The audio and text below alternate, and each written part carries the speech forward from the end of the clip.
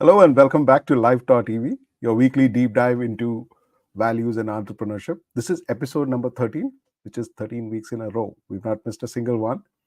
My name is Ajit Panicker. I lead Nova and Pure Blue, which is in the air conditioning domain. And as usual, we will talk on the paths of business growth and personal value creation. Tune in every Saturday at 11 a.m. for transformative talks on balancing success and values in our lives.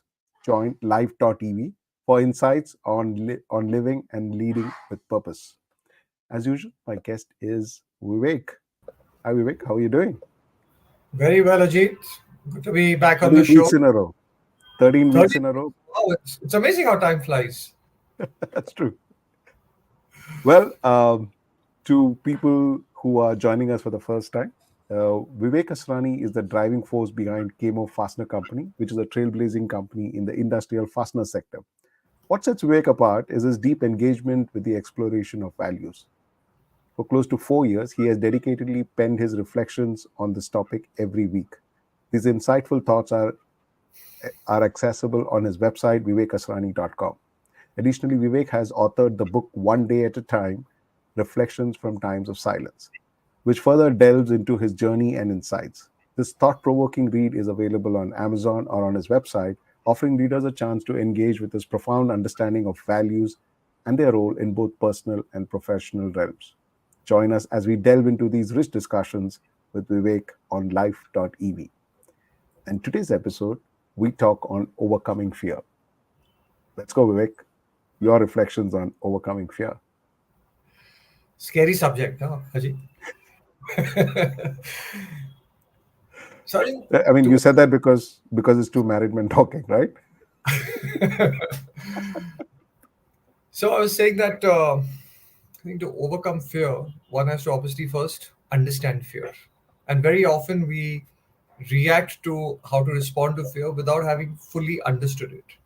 Now, there are three aspects of fear. One is that it comes from a desire, and very often we don't make the connection between our desires and fear.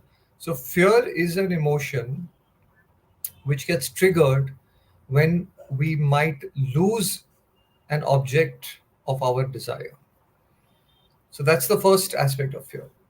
The second aspect of fear is that it belongs to the future. We're always fearful of something that is yet to happen. If the event has already taken place, then we're not fearful. Then we are either angry, we are heartbroken, we are really upset, but we're not fearful because it's already happened. We might be fearful of what the next outcome might be. So, for example, when somebody very close to us is critically ill, we are fearful of what may happen. In the eventuality that, the person is no more. Now we are no longer fearful, we are sad. So fear is of the future. That's the second part. And third is it's always of the unknown. Because we are fearful because we just don't know what is going to happen. So when we understand that it's coming from our desires, it's coming from a space of not knowing what's going to happen, and it's coming from what's going to happen in the future, it not only gives us a better understanding of fear, but it prepares us for the antidote, which is knowledge. The antidote to fear is knowledge. That when we understand these three aspects of fear, then we also are in a better position to respond. So, A, if it's coming from my deep seated desire, so every time I'm fearful of something, if I just sit back and I really think about why am I fearful of losing this, I will get the answer that because of this attachment or this deep seated desire, I'm really, really fearful. The moment I reflect on that and I digest that, okay, this is not something I should be so attached to, automatically the fear quotient reduces substantially. Second is it's of the unknown, it's of the future. If we reflect on, okay, so what's the worst that can happen? And if it does happen, am I prepared to handle it, deal with it, and do I have the resources and the means? Very often, the fear of the issue is much larger than what really happens in our lives. So that's understanding fear and understanding the antidote to fear, which is really knowledge and quiet reflection. And the third aspect of fear, Ajit, is what fear does to us. And I think that is very important and practical in our day-to-day lives. Classic example is, in school sometimes we either it happened to us or we came across where somebody was well prepared to deliver a poem or a speech or something, and the moment they went in front of the whole assembly or a huge audience, they kind of forgot, or you blank out in an exam. Now what is that? It's nothing but fear, which has that one property we have to be very careful about. It has the ability to cloud our intellect and our judgment, which is why it is so dangerous. So, having understood where it comes from, having understood what it can do to us, and then understanding that I need to just sit in silence and reflect on what I can do about it and which desire or attachment is triggering this. Okay, once we put this together, our ability to handle fear becomes much better. And in a way, the fear quotient kind of reduces in our life. Amazing. Vivek, from what you said about the uncertainty, when you look at businesses, especially entrepreneurs running small businesses or medium sized businesses, if you talk across the board, they live with these two fears. One is, will I get the next business? Where will I get it? Will it happen what I did? And second is cash flows. Do I have enough money to keep my fuel, the fuel in the engine to keep going? What are your thoughts on these two fears that people literally live by and get stressed out about? Yeah, I think these are very real fears, and let me share with you what happened to me with our biggest customer at that time and our biggest supplier at that time. So let me first start with the supplier. So when we just started our new business, there was a European company. I thought we were representing them in India, and very proudly I put their name on my letterheads and stuff. And I was very, very new in the business. And at one of the exhibitions in India where they had come and put up their stall, I met one of a newly appointed dealer, and he says, "Yeah, your fellow at the stall has given me the name of another fellow in India whom I should go to for these products." I said, "It's impossible. I am their exclusive agent in India." And when I went and spoke to them, they said, "Yeah, but you're only buying these products, and that fellow's buying other products, and he's in a different place." And I still remember I was overcome with fear that, oh my God, I'm building my business on the strength of this relationship. And if these guys are going to be selling to other people in the space when it's a very new space and I still haven't, kind of got my foundation strong, what's going to happen to us? So I was overcome with that fear. So that was the one, incident I remember. And I'll tell you what we did about that. And the second was our largest customer then, when we were just growing the business and we desperately needed that business, we, I think, just got the whole supply chain wrong, where we didn't anticipate how much material they needed, and again shipping time took longer than we had envisaged. Long story short, when I went and met the senior most manager there, who called for me, and it was in a different city, he was livid. Okay, one of the worst meetings of my life, one of the best learnings. It didn't bother me that he was really upset with me. I mean, that was one part of it I could handle. But what overcame at me at that point of time was the fear that I'm going to lose my largest customer when I still haven't built my business. And I can't afford to do that. Now, what did we do in the first case? The moment I was overcome with fear, I remember dad was there, and I told dad, I said, Dad, we need to go and meet these guys at the exhibition in Europe. So we went there. We met with the management. And when we went for the exhibition, we met 25 other companies who were able to offer us similar products. And then dad and I got into a conversation. He's saying, what are you worried about? He's not the only one who can offer you. There are so many other companies. Second, he said, now that he's told you he wants to deal with others, he's in fact left you open to pick up the best products in the world. You're not locked into one system. In fact, it's a blessing in disguise. So the knowledge of the solution helped overcome that fear. In the second case, I said, okay, now this has already happened.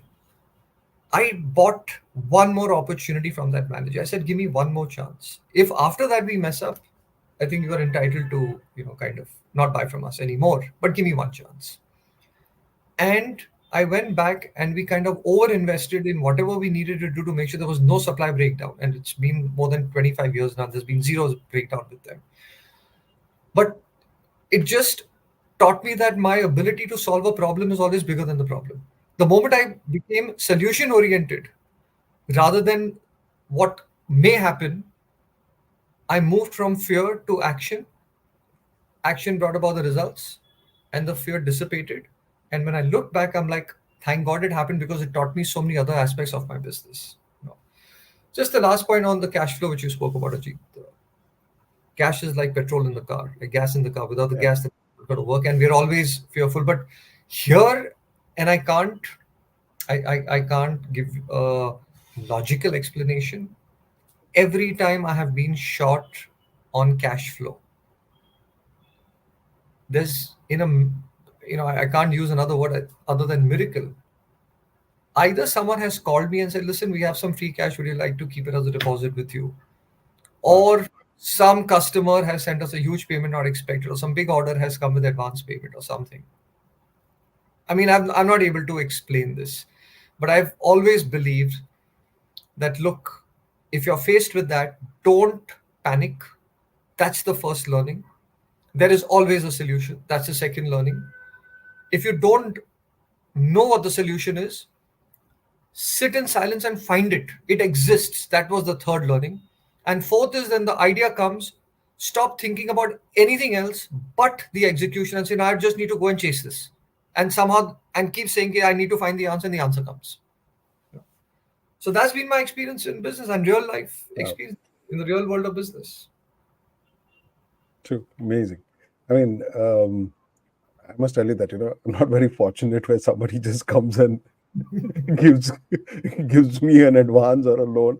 But what you said, it just makes a lot of sense, because it's when you're in a small business, you're always, there is dependencies where you actually are depending on some key people, or you're depending on a critical order, and there are always those surprise moments when you suddenly realize, oh my God, this is not happening. But like how we said, sit in silence and give it a thought. One of my experiences has been that, listen, hey, the numbers are put from by you, right? You set your goals, right? It's okay. It's okay if you don't achieve that goal for a moment, but it's better than taking a wrong judgment out of that fear. It's a fine. You did your best. It just did not work. But let me fix this. But you get wiser by it. One is you take a better judgment, and then over the years, I've realized that you tend to build redundancies. You ask the big question: if this happens, what do you do? And you ask that in the good times. What do you do if that cash flow runs out at this moment? Then what do you do? And then you learn to mitigate that, over a period of time. And I guess it's all about that moment of silence to just say that, okay, ticket, I'm not achieving it this time, but what about the next time? But how do I make sure that this doesn't repeat again, or how do I don't reach a point where there's fear? And you also spoke about in this reflection that often fears are from deep desire of losing something and reflects on our attachment. On a personal level, is there something that you would like to share about this? This whole attachment thing. That's something which is all of us aspire, and especially the materialistic attachments and personal attachments. So many things. I think. Why don't you throw some light around that? So I think for me, uh, partly at a personal level, but also linked to business, has been, every time we lose a customer because, not because of price, not because of anything which is an objective consideration from the customer's point of view, but because we messed up or we didn't do it right, suddenly, for that flash, I can sense the fear that this brand that we have so lovingly, patiently, and painstakingly built over the years. I mean, is it that now we aren't able to deliver to that and live up to the expectations? And, you know, even though I know that this is a one off, but I think my attachment to the company and the brand is just so high, and my emotional attachment is so high that I sense that fear for a few seconds. And because of the awareness now, it comes as like, popping a soda, opening a soda bottle, that fizz, and then it suddenly settles. But because I keep reminding myself, I'm like, listen, now don't be silly about this. These things happen. Learn from it and move on, right? So that's one. I think the one area where I still struggle is when it comes to the kids. If anything were to happen to the boys, even now as a father, in spite of knowing all this, and I'm being very honest about this, I still, that initial feeling like, if anything happens to me, I don't care. But if they go through an experience, and I know that they are meant to go through that experience, it's good for them in a way. It's good in a way that they get hardened in life. But that sense of like fear, in a sense, surfaces. And when I sit back at the end of the day and I say, why did I go through that? I keep reminding myself because of the deep sense of attachment. So I'm being very honest about that. But there's another angle to all this as well. And I mean, you touched upon this, that, it's, and I always look at business in a way, Ajit, like school. If we were not prepared for the exam, we were stressed. And we would have friends in class who used to love these exams, and we used to hate those guys because they would not only do well, but they would be most relaxed about things. But the fact is that they would study, put in those hours, and they were well prepared. In fact, they were looking forward to the exam. It's the same in business. I think very often we blame situations and we say we are lucky, not lucky, but we have to also introspect and say that, have I mitigated the fear in my life by planning well and being intelligent about the way I live my life? And I'll quickly share one last example with you. I was sitting in the office. Rashida's showroom is in the same building. I get a call saying that the sales tax guys have come. I said, well, show them whatever challan they want to see. And my manager says, well, there are 10 of them who've come. I said, now 10 people haven't come to see a challan. So I went down. He gives me a paper. He says, it's a raid case. This is about 15, 18 years back. And search and seizure. I said four things to him. I said, you're an officer of the government. Your job is to conduct this raid properly. And my duty as a citizen is to make sure that it's done correctly. I said, second is, while you're on our premises, your tea, coffee, lunch, dinner, if you're here till tomorrow morning, your breakfast will get taken care of on humanitarian grounds. I said, third, we're a retail outlet. Business should not stop. He said, no, you can carry on your business. And I said, fourth, before you mess around my organization with all the paperwork, I'll introduce you to the various people, the accounts uh, team, the filing systems, stock registers, and all. And I said, you please carry on your rate. I'm going up to do my work. I'll come at lunch. What my team has not been able to answer, I will come and explain to you. Now, this is a raid going on, right? There was zero fear. You know why? Because I knew every item in the store was with an invoice in our stocks. We don't under invoice and we don't sell in cash, right? I said, there is no reason for me to be scared. I'm like, let them check what they want. It's like an open book exam. Later on, I asked him, I said, why have you come here? Because no one could have complained and we're not that big. He's saying, no, we just targeted the whole industry because we heard there's a lot of under invoicing. So, along with everybody else, because you guys are a big showroom, you've got affected. I said, fair enough. That's a industry wise issue. Preparation mitigates fear, knowledge mitigates fear, and just knowing that our ability to overcome the fear is bigger than the fear, that itself mitigates the fear. Amazing. Yeah. Too good. Absolutely fantastic. And that example also just kind of reflects everything as to what values that you build your life and business about. Vivek, that's the time that we've had for today. So, to all our guys, that was a thought provoking discussion with some deep insights. And it's certainly given us a lot of stuff to actually think about how on balance between exploring values and business growth. Now, as usual, we're going to encourage you not to just keep these ideas to yourself. Share this episode with your friends, colleagues, and family and spark conversation. And we'd love to hear from you. Join the dialogue on our social media platforms. Share your questions, your learnings, and the insights you've gained from this episode. It's through these shared experiences and perspectives that we all grow and learn. So don't hesitate to reach out and contribute to this ongoing conversation.